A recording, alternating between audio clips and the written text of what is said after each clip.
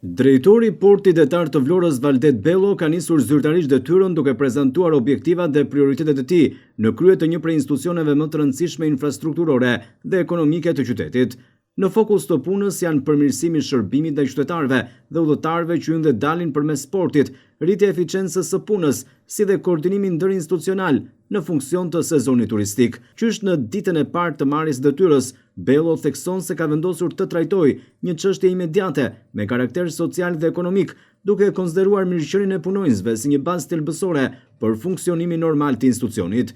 Firma e parë e hedhur prej tij ka qenë pikërisht ajo për lëvrimin e pagave që ishin vënuar. Punonjësit janë shtylla kryesore e institucionit, pa siguri ekonomike dhe pa motivim, është e pamundur të kërkosh rritje të cilësisë së shërbimit, ka theksuar Bello gjatë një prononcimi të dhënë për televizionin 6+1 Vlora. Në vijim, drejtori i ri ka zhvilluar takime prezantuese me përgjegjësit e sektorëve të ndryshëm brenda Portit Detar të Vlorës. Gjatë këtyre takimeve ai ka kërkuar rritje të ritmeve të punës, më shumë përkushtim, si dhe informacion të detajuar mbi analizën e punës së mëparshme të kryer nga secili sektor. Qëllimi, sipas tij, është krijimi një panorame të qartë mbi situatën reale të portit, problematikat ekzistuese dhe potencialet për përmirësim. Dua të njoh nga afër çdo hallk të funksionimit të portit, të kuptoj ku jemi dhe ku duhet të shkojmë. Vetëm mbi bazën e një analize reale mund të ndërtojmë zgjidhje konkrete dhe afatgjata, thot ndër të tjera Bello. Një hap tjetër i rëndësishëm i ndërmarrë nga drejtori i ri ka qenë zhvillimi një takimi të përbashkët me komponentët e tjerë institucional që operojnë në port, si dogana, policia kufitare e të tjerë. Ky takim ka shërbyer si një platformë diskutimi për problematikat të ndryshme, qase në përditshmëri, por edhe për nevojën e bashkëpunimit të ngushtë mes institucioneve.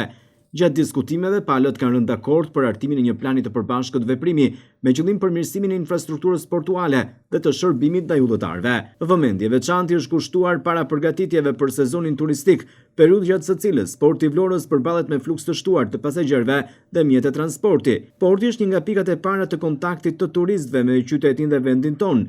Ajo që ata përjetojnë këtu krijojnë përshtypjen e parë, prandaj është detyrë e të gjithëve që shërbimi të jetë korrekt, i shpejtë dhe me standardet e kërkuara, ka theksuar drejtori Bello. Sipas tij, përmirësimi i infrastrukturës, rritja e sigurisë, lehtësimi i procedurave dhe komunikimi më i mirë me qytetarët janë elementë të kyç që do të jenë në qendër të vëmendjes në muajt në vijim.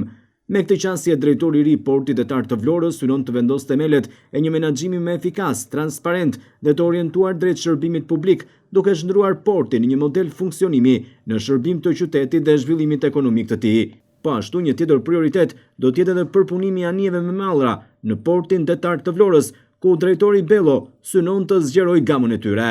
Valdet Bello ka një eksperiencë të konsiderueshme në drejtim të administratës, ku ka mbajtur detyra të ndryshme.